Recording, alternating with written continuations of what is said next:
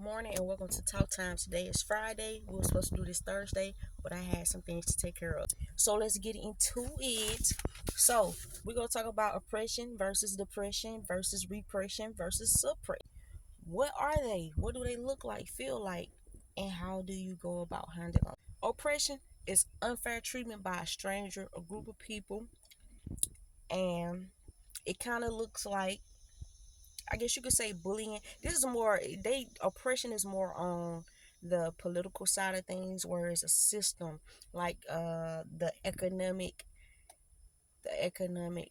oppression, where they make the rich people stay rich, the poor people to stay poor.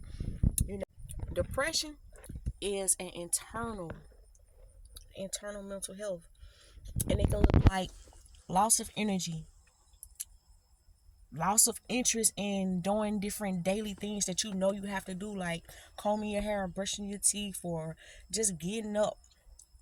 It can look like oversleeping, overeating. It can look different for different people, but those are some things and some traits that you should look for.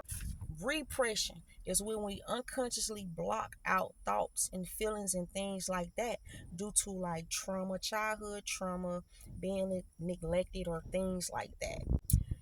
Now, with repression, we don't know that it's going on. Mind you, I said it's unconscious. So you do it without knowing it. And you will have some people, especially if you go to a different setting. Like when I went to school, when I went back to college, people were like, why she act like that? Or why she do that? Things that I didn't really pay attention to and nobody around me ever said.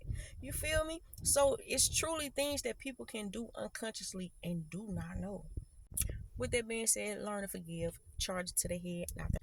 Now, suppression is when we intentionally do it. When we intentionally start hiding or blocking out emotions, the way we feel, just things like that. When you know you like a person, that's the best example I can give. When you know you like a person and then you sit there and try to act like, oh, I don't like this person, or it can go the opposite way when you know you don't like a person and you sit there and try to hide it or deny that feeling, right? Why are these things important? Because they all target the mental and emotional health and the physical health, especially with depression and things like repression. See, repression, it's like a silent killer, right? Just like blood pressure, you don't even know that it's existing. And with suppression, that can cause you to have mental health. It can cause you to have physical health, holding in things that you know that you really want to or need to release. So with this being said, I got a few little things jotted down, like how you can solve or what you need to do in this situation. Of course, we said release, begin to speak up. So with oppression, you can do peace rallies, you can hold strikes, marches, anything healthy like that when it comes to people or systems that are targeting you in a way, or you just feel like you are being treated unfair. With depression, you can get therapists. You can even try to find you a different friend group or seek wise counsel. You can begin to sleep more.